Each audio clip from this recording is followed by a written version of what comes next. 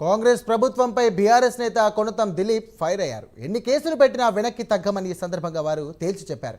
ఈ ప్రభుత్వాన్ని ప్రశ్నిస్తుంటే అక్రమ కేసులు పెడుతోందని కొనతం దిలీప్ ఆరోపించారు. సుప్రీంకోర్టు మందలించినా కాంగ్రెస్ ప్రభుత్వానికి బుద్ధి రాలేదని విమర్శించారు.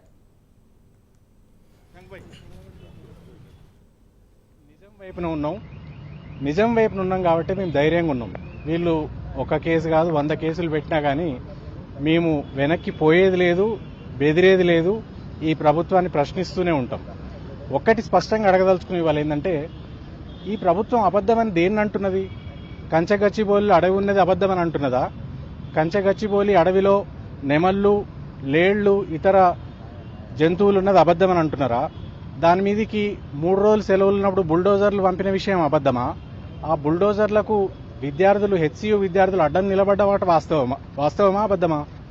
వాళ్ళ మీద లాఠీచార్జ్ చేసి వాళ్ళని అరెస్ట్ చేసి ఆ అడవిని ధ్వంసం చేసిన మాట వాస్తవమా అబద్ధమా?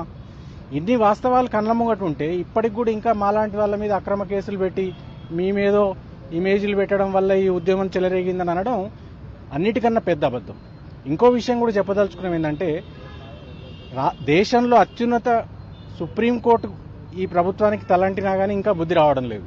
వాళ్ళు చాలా స్పష్టంగా హైకోర్టు రిజిస్ట్రార్ని పంపించి ఇక్కడ అడవి ధ్వంసమైందనే నివేదిక తెప్పించుకొని ఈ ప్రభుత్వానికి చాలా గట్టిగా మందలించినారు.